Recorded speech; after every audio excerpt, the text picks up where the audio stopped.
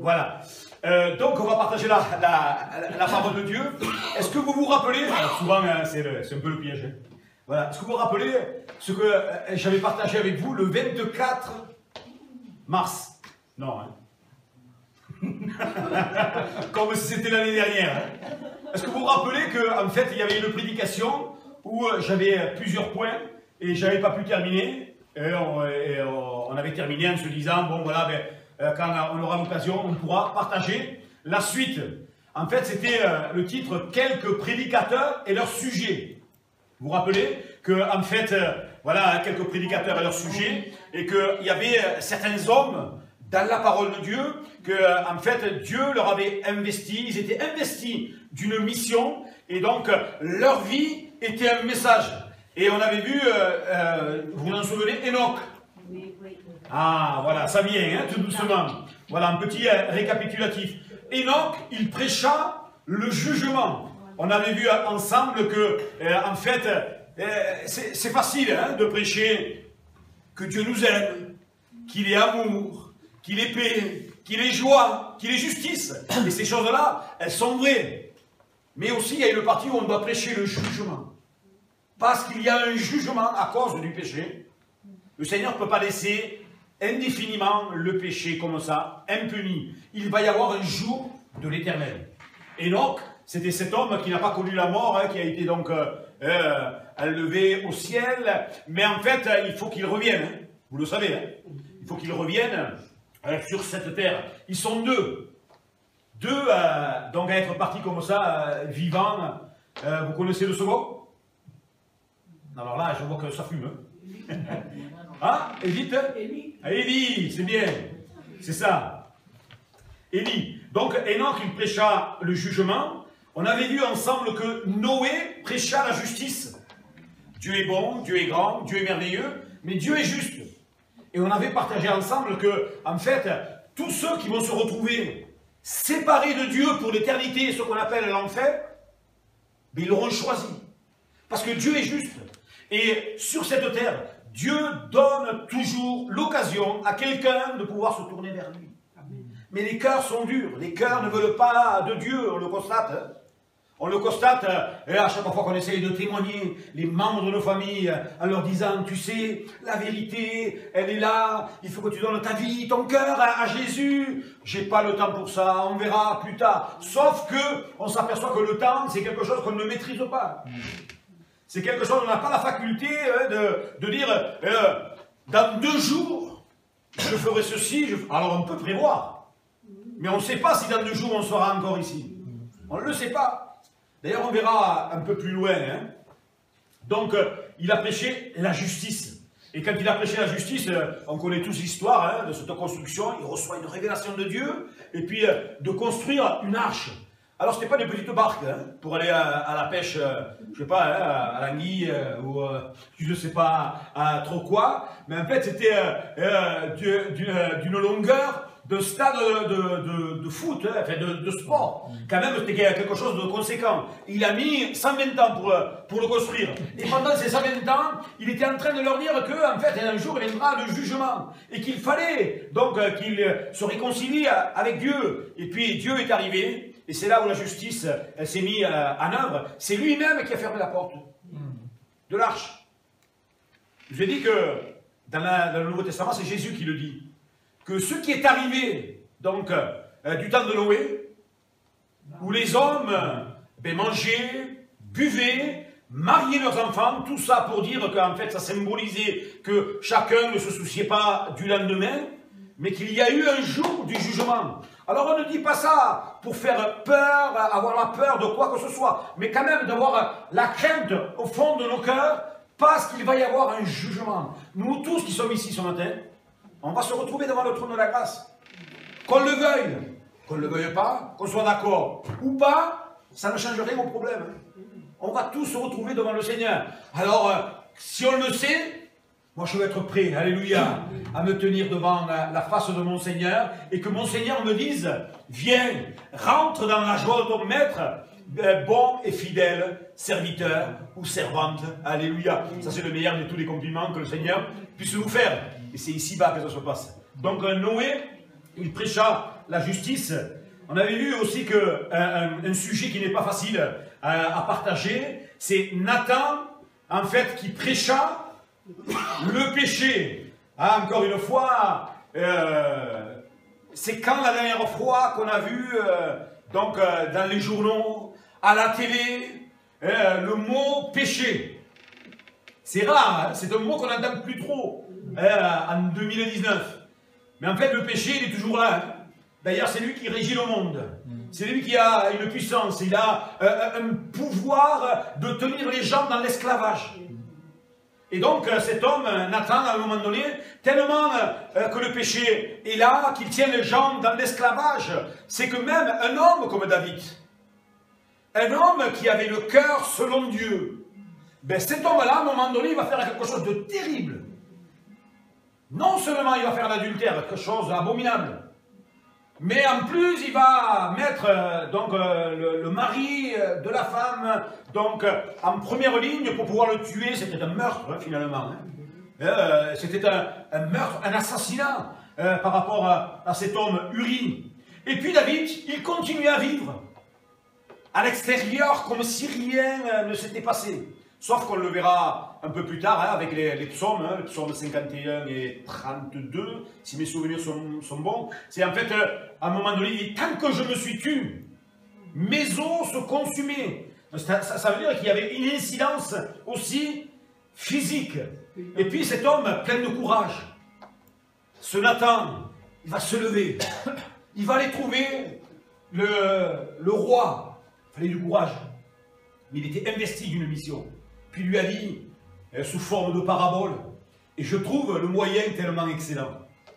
Des fois, pour confronter les gens, si on y va direct, on va s'opposer, hein, on va avoir des difficultés. Mais là, on voit un principe qui est bon, et que je crois on doit appliquer. Quand on doit reprendre, rectifier une certaine situation, ben en fait, Nathan, il va raconter l'histoire. Il va dire qu'un homme, il avait beaucoup... un troupeau nombreux. Et un homme avait une seule brebis. Un seul animal. Et donc il en prenait soin. Et puis l'homme qui en avait beaucoup est venu et a pris de force l'animal de cet homme. Et donc Nathan va dire à David, que penses-tu de cet homme? Alors David, en grand seigneur, il va dire, cet homme mérite la mort. C'est pas bien de faire ça. Et Nathan va dire, cet homme, c'est toi. Il va le dénoncer. C'était une bonne méthode. Et là, on voit, au travers du psaume 51, vous le lirez, en fait, on voit que cet homme se repent. Et puis, quand on se repent, quand on demande pardon au Seigneur, vous savez que ce que le Seigneur fait, il n'est pas comme nous. Nous, souvent, on pardonne, mais on n'oublie pas. On est capable de dire oui, on se pardonne, et puis dès qu'il y a encore un accrochage, oui, mais je me souviens, la dernière fois, tu m'avais déjà fait ceci ou cela. On est comme ça. On est tous comme ça, en fait. Hein. Voilà. Mais, voilà, quand on est pardonné, le Seigneur, il nous a dit qu'il efface la transgression. D'ailleurs, il le dit dans le psaume 32, heureux celui à qui la transgression elle est remise, effacée. Il n'y a plus de dette, on ne doit plus rien. Et ça procure le bonheur. Amen. Donc Nathan a dénoncé le péché. Et on avait vu aussi, qu'on en avait vu 4, que Élie, il prêcha la décision. Souvent, hein, on est indécis. Élie prêcha la décision en disant, il faut aujourd'hui choisir qui vous voulez servir. Quelle belle parole. Et sans cesse, cette parole, elle résonne dans nos cœurs, hein, même jusqu'à l'Odève, ce matin, le Seigneur nous lance cet appel. En fait, jusqu'à quand vous allez clocher?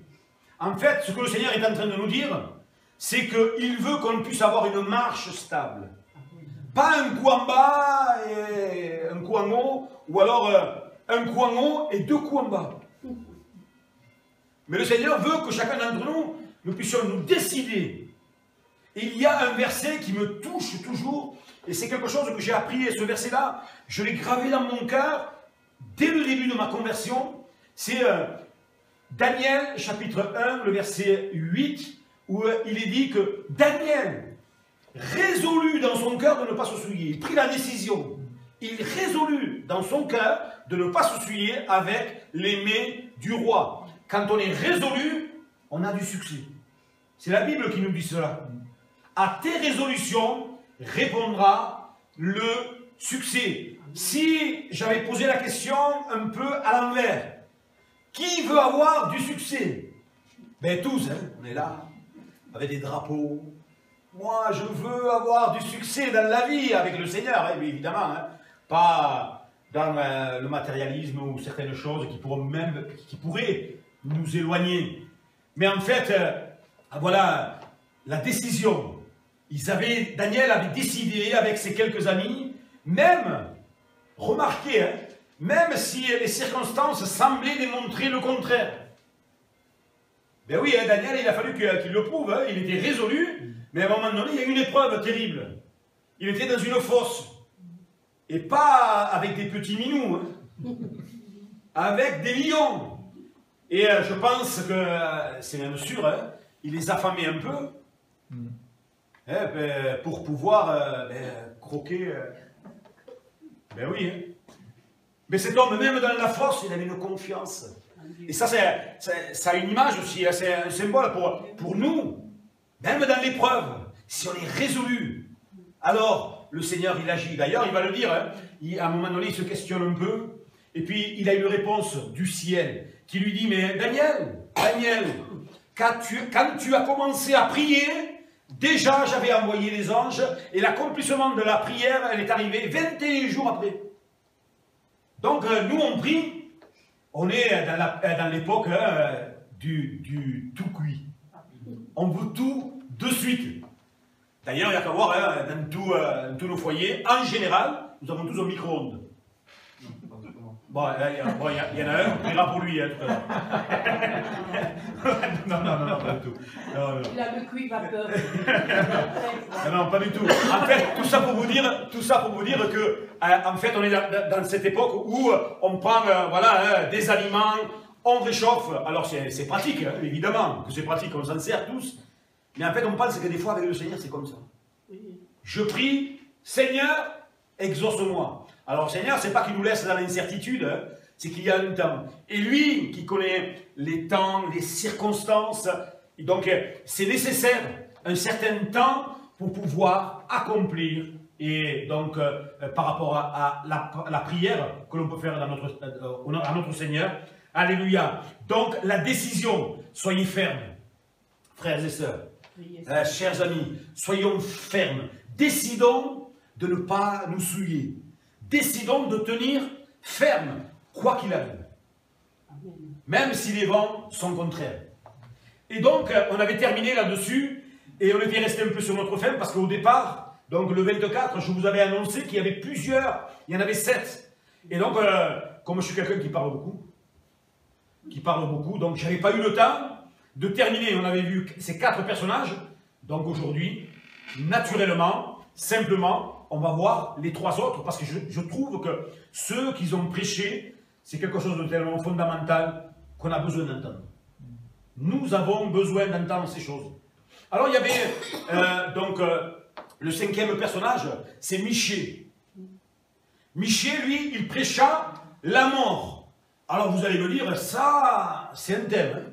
Alors certes, pas joyeux, mais c'est quand même un thème. Mais vous savez que finalement, la Bible, elle nous parle de la mort. Parce que dans ce livre, qui se trouve là, ici, nous avons la réponse à toutes nos questions. Même à la question de la mort. Et d'ailleurs, la Bible nous dit que dans le cœur de l'homme, Dieu a mis la pensée de l'éternité. Alors certains disent, moi je ne crois pas en Dieu. Mais c'est faux. Par contre, on peut avoir à un moment donné la pensée de l'éternité, mais tellement s'endurcir qu'à un moment donné, on n'a plus cette pensée, on ne croit plus en rien. Ça, c'est des choses qui peuvent arriver. Mais en tout cas, voilà, la Bible nous parle de la mort. Et la mort, c'est un grand sujet, n'est-ce pas? C'est un grand sujet. C'est un sujet même qui fait peur. À un moment donné, je me souviens, je n'avais pas donné mon cœur au Seigneur. c'était quelque chose qui me hantait.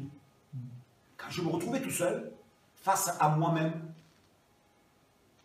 je me disais, mais la mort, quand on va passer dans notre monde, parce que je le savais, hein, j'ai été élevé dans une famille chrétienne, et donc j'avais été enseigné avec certains principes, je savais tout ça, qu'il y avait une vie après la mort. Et moi, ça m'empêchait même des fois de dormir. Et quand je me suis converti, quand j'ai donné ma vie au Seigneur, ce que le Seigneur a fait instantanément, c'est qu'il m'a donné l'assurance de la vie éternelle, et j'ai plus peur. Je n'ai plus peur de la mort. Là, c'est peut-être présomptueux, quelqu'un pourrait dire, mais il est bien présomptueux. Non, c'est une assurance. Je suis sûr, c'est une confiance, que au moment où je ferme les yeux, à la minute qui suit, enfin, le laps de temps, je me retrouve dans la présence de mon Seigneur. Est-ce que vous savez que ça peut arriver maintenant? En prêchant, je peux, d'une crise cardiaque ou un autre moyen, tomber devant vous. Moi, je trouve que ce serait une belle mort en prêchant. Ce serait une belle mort. En tout cas, voilà, j'aimerais traiter ce sujet, alors pas avec légèreté, mais simplement avec ce que nous dit la Bible. Ne pas avoir peur. Et si on a peur de la mort, ben ça veut dire qu'on n'a pas l'assurance de la vie éternelle. Et que peut-être on a besoin de revenir au tout début. Hein. Surtout, ne nous égarons pas. Mais revenons à la conversion, se tourner vers le Seigneur, on le verra dans un autre point tout à l'heure. Mais en tout cas, la mort, c'est un sujet peut-être qui nous faisait peur. Ça, c'est le bon terme. Mais quand on est au Seigneur Jésus, on n'a plus peur.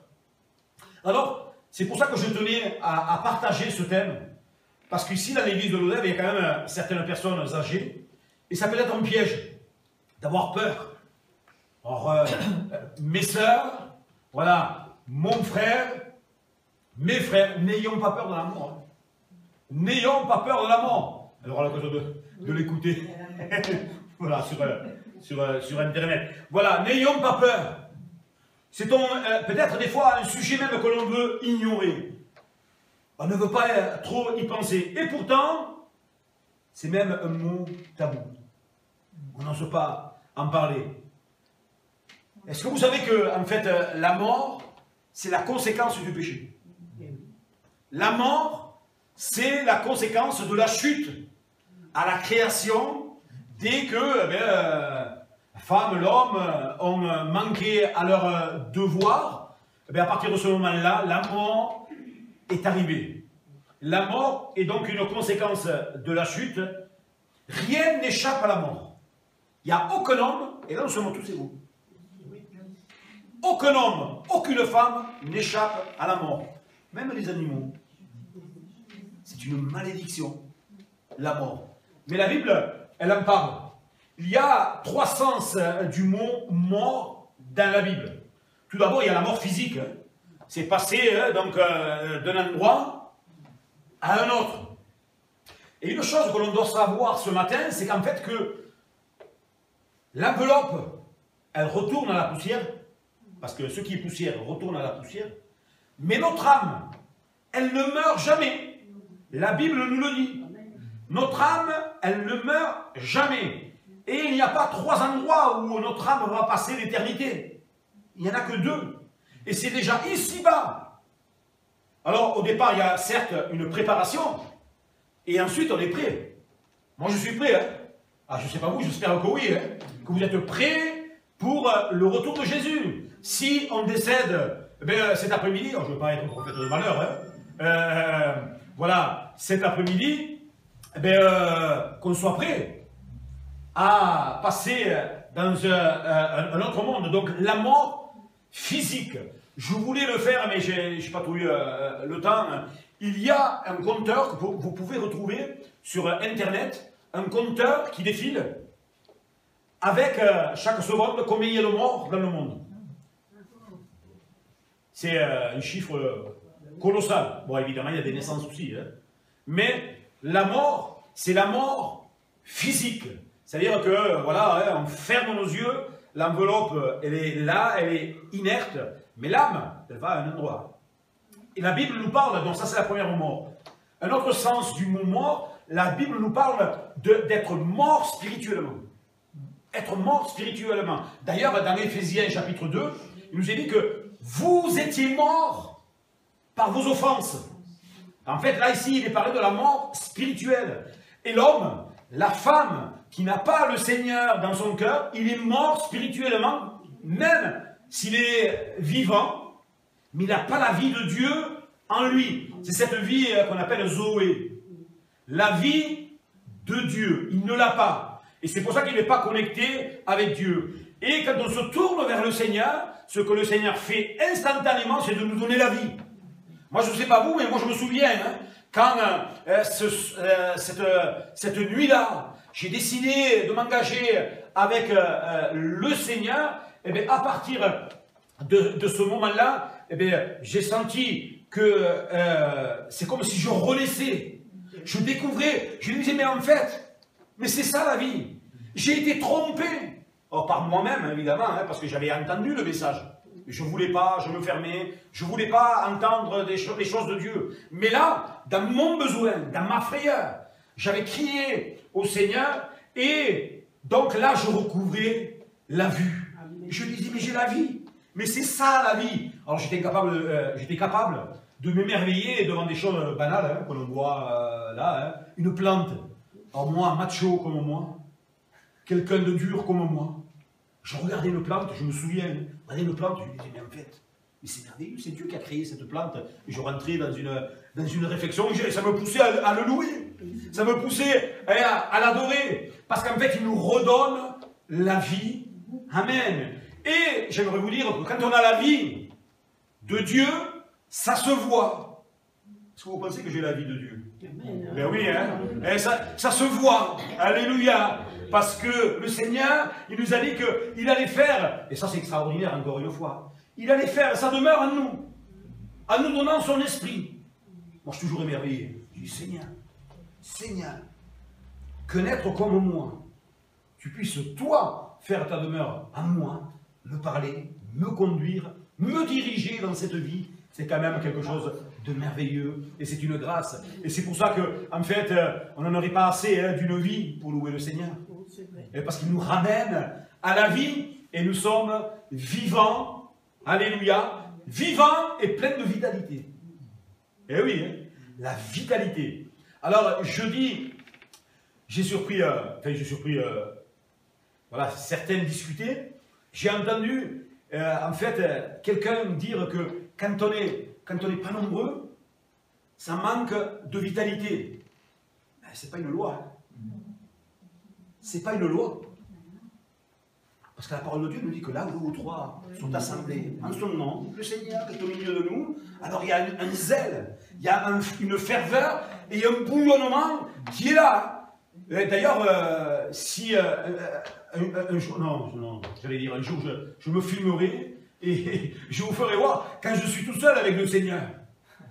Mais j'ai la même ferveur que là, hein. C'est exactement pareil, parce que je vis, il m'a rendu à la vie, j'étais mort, et voici, je suis vivant, amen, et je veux le déclarer. Je veux le déclarer au monde que je suis vivant, qu'il m'a ressuscité, et que ce que le Seigneur a fait pour moi, il est capable de le faire pour n'importe qui dans cette ville, n'importe qui dans ces villages aux alentours, n'importe qui dans ce pays de France, le Seigneur est capable de le ressusciter à la vie, amen. La mort physique, la mort spirituelle, mais il y a aussi la mort éternelle. Et ça, c'est terrible. La mort éternelle. Un lieu, un endroit où il y aura des pleurs, des grincements de dents, un endroit d'atroce souffrance et de regret éternel. Nous, ici, sur Terre, quand on a 90, 93, 94, on dit que quand même, c'est vieux. C'est vieux. Mais en fait, 90 ans par rapport à l'éternité, c'est rien du tout. Hein. C'est rien du tout. Nous avons une éternité à passer avec le Seigneur. Et il faut qu'il y ait dans nos cœurs un fardeau. Alors certes, le Seigneur il nous a dit qu'il allait nous donner, mettre sur nous un fardeau doux et léger, mais un fardeau quand même par rapport à ce monde qui est perdu. On ne peut pas tolérer que les âmes meurent en allant pour l'éternité séparées de Dieu, pour la mort éternelle. On ne peut pas le tolérer. Il doit monter dans nos cœurs une sainte colère. Hein. Alors pas en sortant avec des banderoles, mais non, mais dans la prière. Seigneur, sauve, Seigneur, sers-toi de moi. Seigneur, remplis-moi de ton esprit pour que je sois un témoin efficace. Alléluia. Et le Seigneur, il va le faire. Hein. Ça, c'est des prières que le Seigneur, il va... Tout à l'heure, on parlait donc de prières exaucées. C'est une prière qui va exaucer instantanément. Hein. Parce que le Seigneur, il ne cherche pas des gens qualifiés. Le Seigneur cherche des gens disponibles. Et forcé de constater que, finalement, avec les temps que nous vivons, mais il y a moins en moins de gens disponibles. Seigneur, je n'ai pas le temps. On remet au Seigneur ce qui nous reste. D'abord, on va s'occuper de nos affaires. Et ensuite, celle de Dieu. Mais pour le Seigneur, ce n'est pas comme ça que ça marche. Si on fait ces calculs-là, à coup sûr, on perdra. Mais là, par contre, le Seigneur, il nous encourage. Et il nous dit, cherche premièrement le royaume de Dieu. Et si tu cherches le royaume, premièrement, en premier, dans ta vie, toutes choses, il n'a pas dit quelque chose, quelques bénédictions par-ci, par-là, mais toutes choses vous seront données par-dessus. Et moi, les choses par-dessus tout, je les veux. Alors, je veux chercher premièrement le royaume de Dieu. Amen. Le contexte de Michée, quand il a prêché la mort, il y avait un roi qui voulait partir à la guerre, et donc ils vont appeler Michée, donc qui était le prophète, en disant, voilà, prophétise-nous quelque chose de bon. Ça, c'est le cœur de l'homme. Ce qui flatte, ce qui fait plaisir.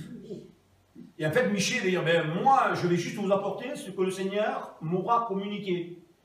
Et en fait, voilà, il est en train de dire, 2 Chroniques 18, 27, Michée lui répond, ben, si tu reviens en bonne santé, c'est que le Seigneur n'a pas parlé par ma bouche. Et on s'aperçoit que finalement, l'histoire, c'était celle-là. Et en fait, il a prêché la mort. Il a dit, ben, vous ne voulez pas écouter, mais si vous y allez, combattre. Si vous partez, donc, pour la bataille, en fait, vous ne reviendrez pas. Vous allez mourir. Et donc, c'est dans ce contexte-là que donc, Michée, il a parlé de la mort. Et donc, on a vu les 3 sens du mot mort, physique, spirituel, et la mort éternelle. C'est ce qu'on appelle la seconde mort. Hein. Est-ce que vous savez que dans la volonté de Dieu, Dieu ne veut pas que l'homme meure?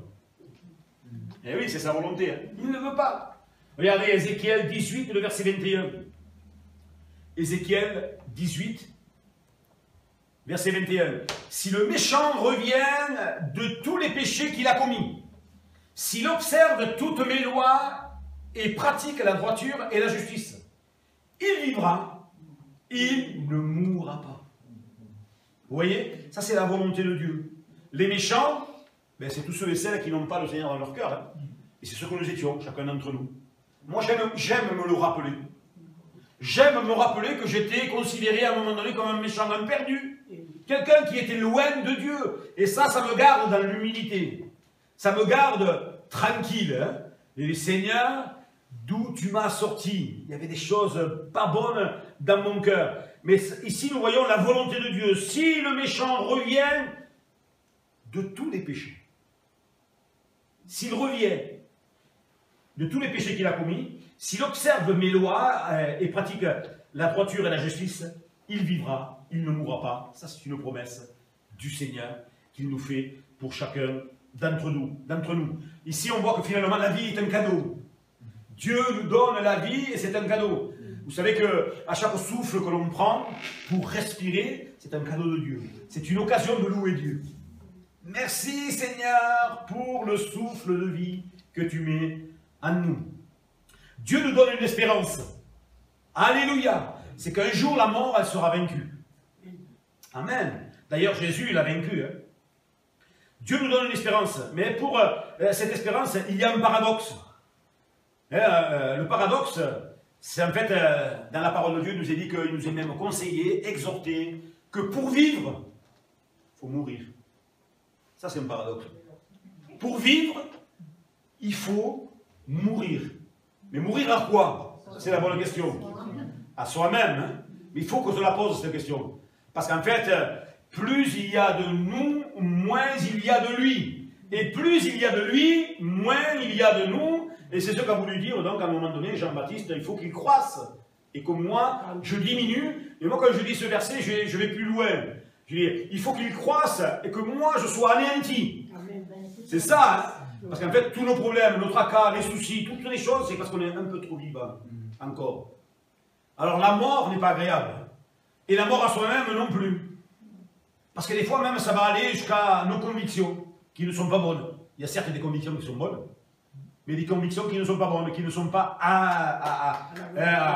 que ça ne colle pas avec la volonté de Dieu. Mais le Seigneur, il nous donne donc une espérance. Ésaïe 25 et le verset 8. Ça, c'est un verset prophétique. Il détruira la mort pour toujours. Amen. Le Seigneur Dieu essuiera les larmes sur tous les visages. Dans tout le pays, il enlèvera la honte de son peuple. Voilà ce que le Seigneur a promis. Et vous savez, quand le Seigneur promet quelque chose, ce n'est pas comme un homme.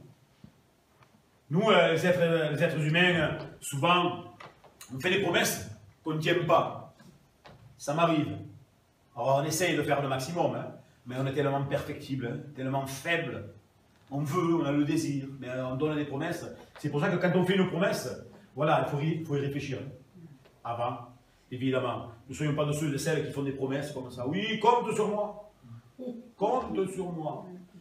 Moi, je ne vais pas ici expliquer combien de fois j'ai entendu compte sur moi et puis me retrouver tout seul à faire.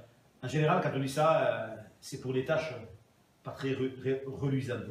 Un jour, je disais, si, par exemple, un jour, on me pose la question, bon voilà, dimanche, nous sommes en pénurie de prédicateurs et il faut que quelqu'un me remplace.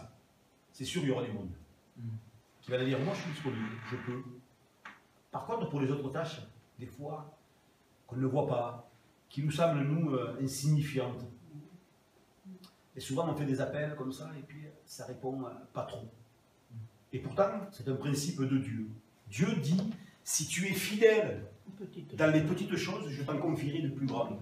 Et nous, en tant qu'êtres humains, on veut d'abord les grandes. On veut être honoré parce que ça nous flatte. Tout ça pour vous dire qu'avant de me retrouver ici, devant vous, sur cette estrade, ben, il a fallu que je passe par l'école de Christ. Et l'école de Christ, ben, c'était d'aller à l'église, prendre un balai, nettoyer l'église. Mais je vous assure que je le faisais avec la même ferveur que je vous prêche la parole ici ce matin. Ça ne change rien, c'est un service pour Dieu. Tout ce que l'on fait, c'est pour Dieu. Alors on pourrait se poser la question et se dire, mais finalement, quel est mon service? Ce à quoi le Seigneur m'appelle. La parole de Dieu nous dit que tout ce que ta main trouve à faire, fais-le. C'est pas plus clair. Il n'y a pas plus clair. Tout ce que ta main trouve à faire, fais-le.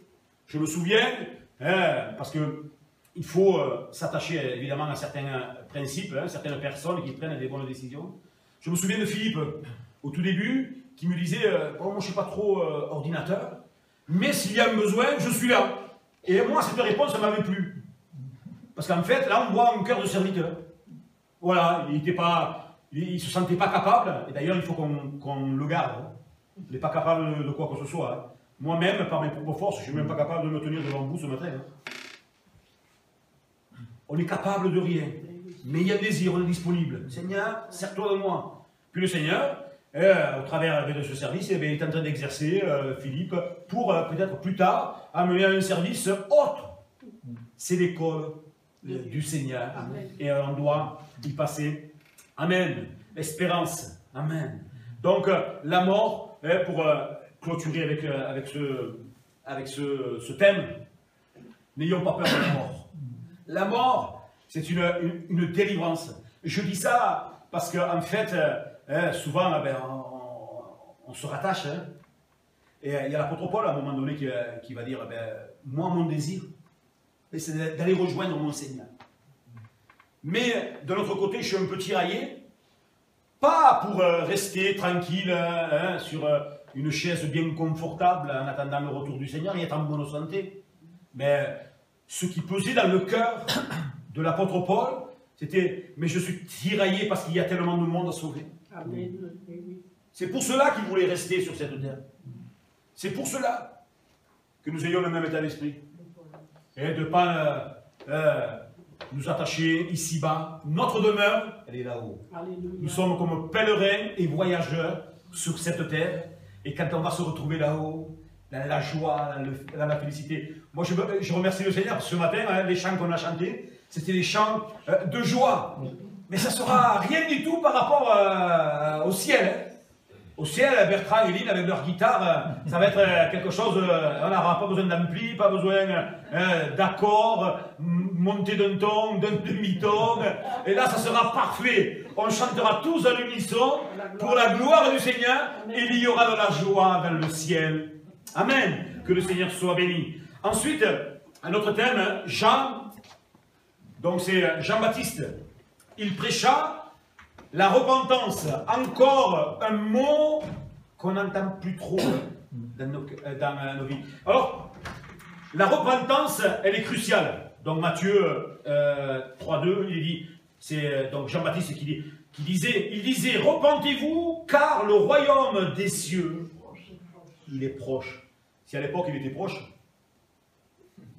je ne sais pas aujourd'hui quel mot on pourrait remplacer par proche. Je ne sais pas. En tout cas, la repentance, elle est cruciale. C'est quelque chose qui est non négociable. Sans repentance, il est impossible d'être sauvé. Alors souvent, on va le voir ensemble, hein, souvent on a une mauvaise compréhension de la repentance. J'aimerais voir avec vous ce que n'est pas la repentance. Ce que n'est pas la repentance, ce n'est pas simplement de la crainte ou de la peur. Ce n'est pas ça. Parce que des fois, c'est déjà arrivé, hein, je vous le dis parce que c'est déjà arrivé. Par exemple, dans une réunion où on prêche qu'il faut donner son cœur au Seigneur, que le Seigneur va revenir bientôt, qu'il y a un jugement, comme on l'a vu tout à l'heure, les gens sont pris par une certaine crainte, une certaine peur, et décident de se donner au Seigneur. Mais ça, ce n'est pas la repentance. La repentance, ce n'est pas non plus une impression, ce n'est pas un ressenti. Il y a un ressenti qui est là, je ressens certaines choses, et puis je décide de me repentir, une certaine impression, parce que nous on a besoin de sentir, de toucher, parce qu'on est rationnel. La repentance, ce n'est pas le remords. Parce que regardez, Judas, à un moment donné, il est allé se pendre parce qu'il était rempli de remords. Si simplement il s'était repenti, il aurait été sauvé. Il aurait été sauvé. Mais il a eu simplement que des remords. En fait, il s'est dit, mais qu'est-ce que j'ai fait? Jusqu'à là, c'était bon. Il a réalisé son erreur. Et là, il fallait qu'il vienne dans la présence du Seigneur et dire, Seigneur, je te demande pardon. Il aurait été sauvé. Mais en fait, il a laissé le remords le gagner. Il n'est pas passé dans notre étape de la repentance. Il est allé se prendre. Terrible. C'est terrible. La repentance, ce n'est pas les remords. Parce que des fois, même dans un partage de la parole, dans une prédication, il peut y avoir des remords. Hein. Mais on est interpellé. Ce n'est pas ça la repentance. La repentance, ce n'est pas non plus de prier. C'est étonnant. Mais ce n'est pas prier. La repentance. Alors évidemment que la question qui suit juste après, c'est quoi alors la repentance?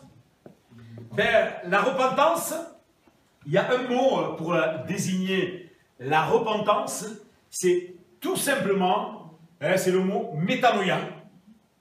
Métanoïa, c'est changer de mentalité, changer d'intention.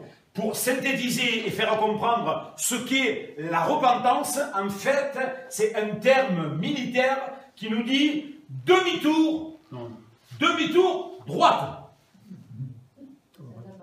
Demi-tour droite, c'est-à-dire qu'avant, je marchais dans un sens, en fait, je ne savais pas où j'allais.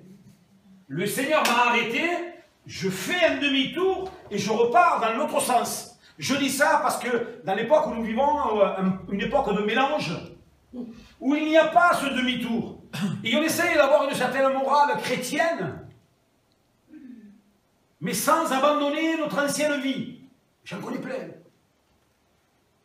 Plein de personnes comme ça. Et en fait, ça fait quoi? Ça fait des gens simplement religieux, mais pas nés de nouveau. Et la religion ne sauve pas. Elle ne sauve pas la religion.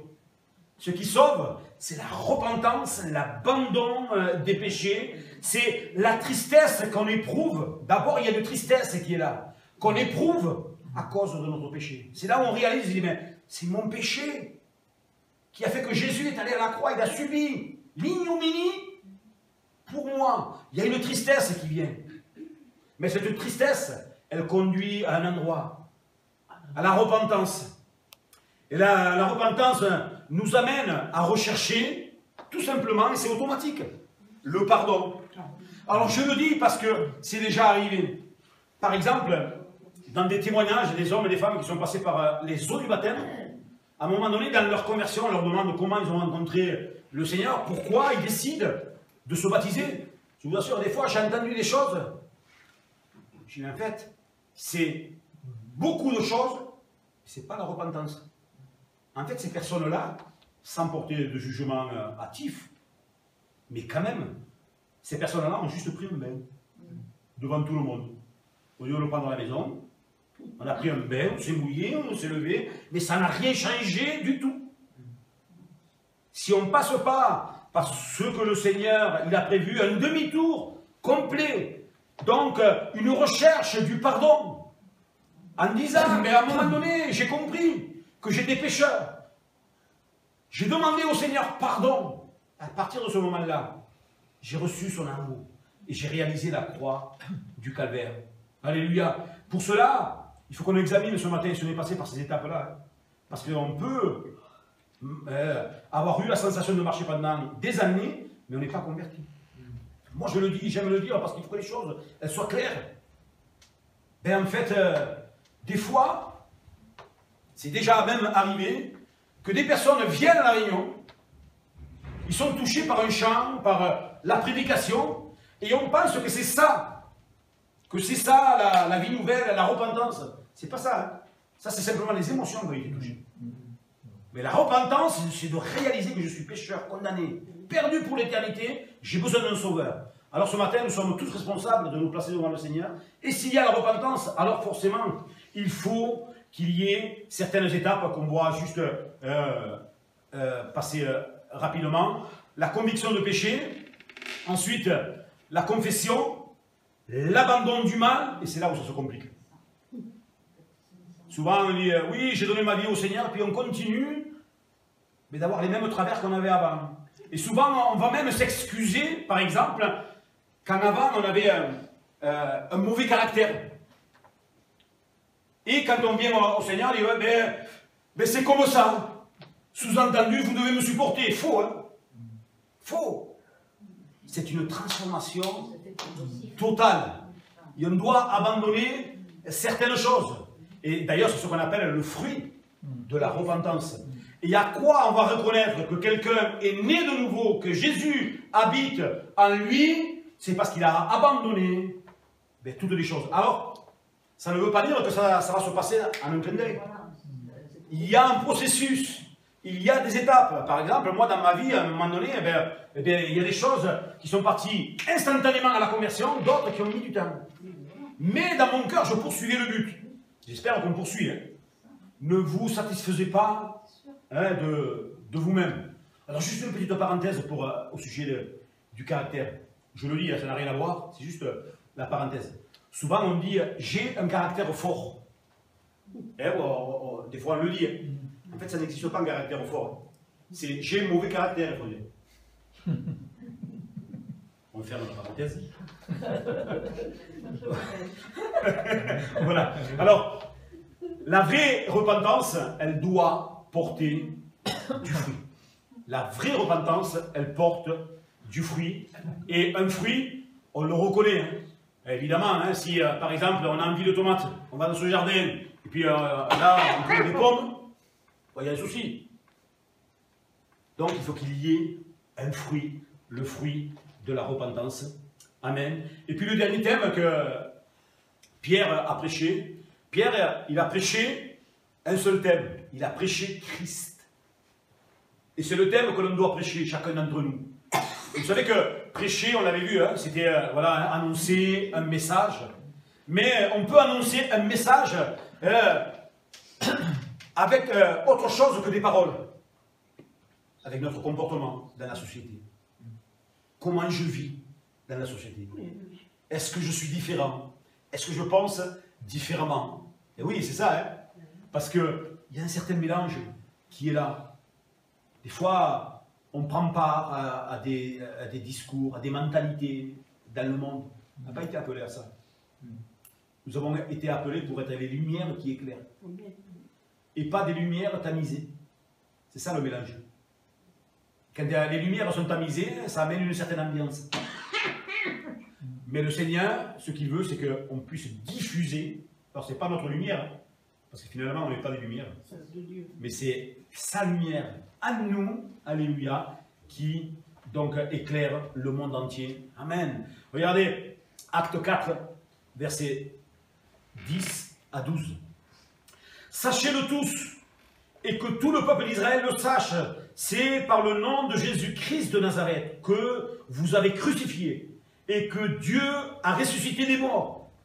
C'est par lui que cet homme se présente en pleine santé devant vous. Alors ça fait suite à un certain discours de l'apôtre Pierre. Jésus est la pierre rejetée que pour vous qui bâtissez, et qui est devenue la principale de l'âme. Et là, c'est le verset tellement fondamental. N'oubliez jamais Acte 4, 12. Acte 4, 12. Il n'y a de salut en aucun autre, car il n'y a sous le ciel aucun autre nom qui ait été donné parmi les hommes par lequel nous devions être sauvés. Là, c'est clair, net et précis. Amen. Ici, il n'est pas dit que c'était par Moïse qu'on peut être sauvé. Par Abraham, par Mahomet ou par Marie. C'est par Jésus. Amen. Il n'y a qu'un seul médiateur entre Dieu et les hommes, c'est Jésus-Christ, alléluia, qui est le médiateur pour chacun d'entre nous. Est-ce que le Seigneur a besoin, est-ce qu'il a besoin que quelqu'un vienne l'aider? Jamais de la vie. Et pourtant, il y en a des gens qui pensent ça. Qui pensent cela. Ils sont dans l'erreur complète. Et ces choses-là, il faut les dénoncer, évidemment. Eh bien, le but, c'est que le salut ne se trouve en aucun autre. C'est pour ça que Pierre, il prêche à Christ.